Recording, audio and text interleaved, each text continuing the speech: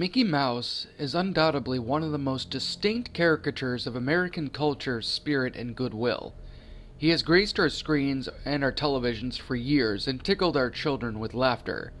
His tales of origins, however, is hardly as auspicious. In the late 1920s, Walt Disney worked for Universal Studios. At the time, the Mickey Mouse character served as a replacement for Oswald the Lucky Rabbit, a cartoon rabbit with big ears and a large, expressive face. Seeing that the series was going strong, Disney inquired about a pay raise. In response, he received a pay cut. Universal had also signed most of the employees working in the Disney studio. After this, Disney grew bitter. Universal had used him as a pawn, and he was determined to have the last laugh. Ubi Lurks worked with Walt to direct and produce the first episode of Steamboat Willie. The show debuted in November 18, 1928. The character grew in popularity, and the rest is history. For most, that's when the story ended. That's what Disney will claim, and that's what the majority of society believes. However, this isn't true. Disney and Twerks knew that they wanted to make a name for themselves, so they couldn't cut any corners. That's why they recruited a group of scientists. For legal reasons, I must expunge the men's names formed from this report. They were hired by Lurk, and even Disney himself was initially unsure of his colleagues' intentions. The group of men had allegedly made cutting-edge advances in the field of mice genealogy. They were taxingly familiar with the internal structure of mice, and the patterns of mice behavior. Lurk's outre fixation on mice had brought the men into the project and drove him into inclusion in the success of the character.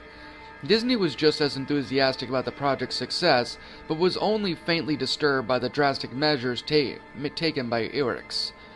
A mouse had been brought in by one of the experts. A black mouse was bred in captivity under normal conditions, and its predecessors showed no history of abnormal illnesses. In testing, it was shown to run mazes with a typical amount of speed. Its mind and body functionings were classified as normal. Electrical cables were methodically hooked up to a motion picture projector. All the other end of the cables where the mouse was to be attached and have its genes electrically transmitted to the projector in hopes of making it the first organically conceived cartoon character. When the electrical pulses were first administered, the mouse convulsed with each shock. As the pulses grew longer and evidently grew into a continuous surge of electricity, the creature stopped convulsing and laid limp. The experts, convinced that the mouse was dead, checked its vital signs to find that its heart was still beating. The group of men were prepared to rule the attempt as inconclusive until Lyrics maddeningly ordered that the experiment go on. An excerpt of the recorded conversation is shown here. Doctor, its heart is still beating. There isn't much more we can prove. The genetic pattern of the mouse cannot be electronically transferred onto film. It works.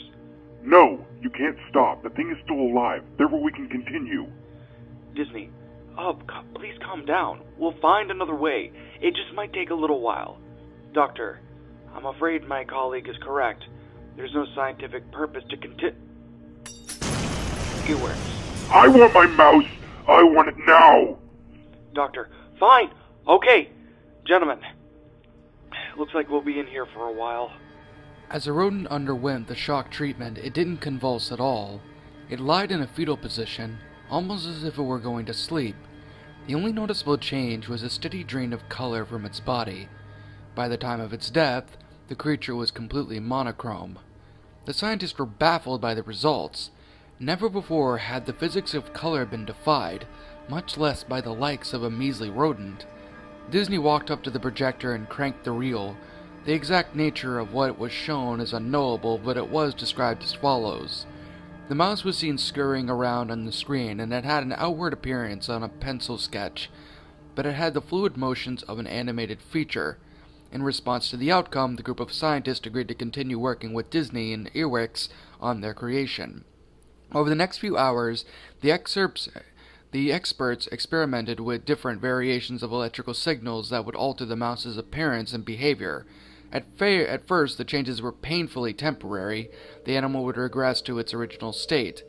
With careful twerks, this problem was easily overcome. Streaks of lifelike fur gave way to roundish artificial features. Beady eyes were replaced with two blinking black ovals. During the changes, the mouse would open his mouth in pain, trying to scream but make no sound. The only sound audible from the speakers was the popping and shifting of bones. Before long, it was done. The character perfectly resembling Walt Disney's brainchild, a round mouse clad in overalls. Amongst all the developments made, one problem remained. The character still behaved like a mouse. It hampered all around on all fours, obstinately unaware of the outside world. It was then that Disney began to take over the project. Hey, can you hear me in there? Sounds of mechanical buzzing and screeching reverberated off of the room walls. These lasted close to around 10 minutes in length, and they were so maddening that the scientists dropped almost all their gear and left. The only thing that they left behind was the electrical shock machine. For too much time, the mouse was finally able to speak. Disney, speak to me. Mechanical voice. Why put me here? Earworks. Because you're going to listen to everything Mr. Disney here tells you to do. You understand? Mechanical voice. I can't. Disney, you can and you will. Mechanical voice. Leave me. Exposure to the conversation, everyone in the room had argumented the character's intelligence. It was capable of emulating human speech and learning new things. Seizing the opportunity, Disney had the character repeat the script in Disney's own mouse voice. Lines of dialogue brought the mouse speech to a consistent and high-level pitch.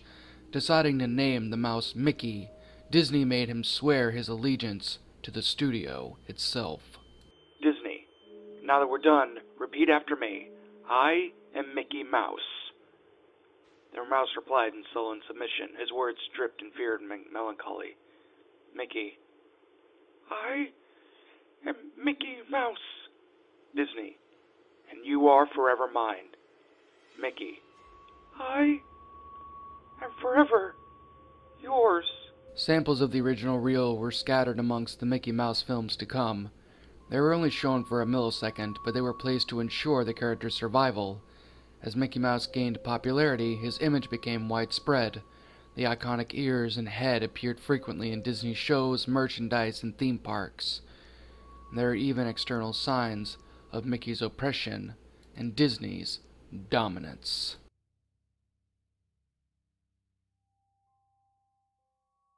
And that, my little shadows, was Mickey Mouse, the original story. Well, to be a little bit more specific, the origins of Mickey. A Mickey Mouse creepypasta. My final thoughts on the story? Damn, was this good! This was a really dang good story. I mean, yeah, this was a good story. I like the fact that the story itself had a whole lot to offer. I mean, not only that, but it had, like, audio recordings, quote-unquote, which, of course, I made via editing and things like that, and a bunch of other wonderful and freaky kind of things. But not only that, the very fact of the matter that Walt Disney and his friend would be so desperate to sit there and get a brand new iconic character that, you know, he himself would go so low to sit there and use an actual mouse and, like, alter its DNA and other things like such to sit there and make it into something like that. And let me tell you, people, that's some pretty freaky kind of shit right there. Now, of course, we all know that this theory isn't true. I mean, the origin story is not true at all. We all know that Walt Disney, up until around his death, did majority of Mickey Mouse's voice acting. I mean, we all know that. And it just kind of continuously got passed down. I mean, but even though we know for a fact that this isn't real, it's still a very fun story to read, and it's very freaky to listen to as well. I recommend you guys go to the Spin Pasta Wiki and go and check this story out yourself. It's a really good story. Now, what did I not like about the story? The thing I can really say that I didn't particularly like was there wasn't really a whole lot else that was added into it. I mean, I know, it's like, really? You're honestly gonna sit there and pick on that one? I mean, it's maybe true and everything, but still, I think it could have had a little bit more of a detailed explanation of, like, you know, everything, but it's a nitpick, to be completely honest. The story in of its own self is very well made, very well detailed, and really fun. And my final rating of this story would have to be another 10 out of 10. Look at that, people. Well, we have another 10 out of 10 series going by. Hopefully the next creepypasta we narrate is another one. And then we'll have a triple in a sense or something. But yeah, what did you guys think about this story? And my final rating of this story would have to... Oh, well, I already gave my final rating, 10 out of 10, obvious. What did you guys think about this story? Did you find it enjoyable? Did you find it not? Were there some aspects of the story that you found annoying? Did you absolutely think the story was perfect in many ways? Let me know your thoughts down in the comment section below. Also, what would you have done to make the story better and scarier? Let me know. I'm the Shadow Reader. Thanks again for watching today's episode, and like always, roll the outro. In fear and surprise, as your eyes widen, your mouth goes dry with each battered breath. You try to scream, your mind begs to leave, glued to your computer screen. The killers they slash, the tapes burn and crash. The cartridge you bought will be your final haunt.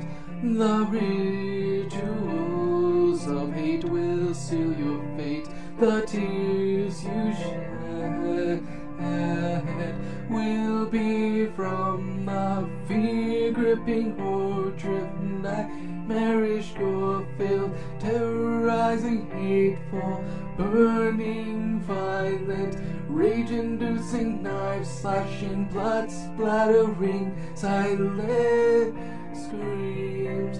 Only time will tell if you will escape this online hell. Your horror-filled obsessions will come with its own regressions. Your pathetic screams will not be heeded in any way, because your nightmares will come at any day.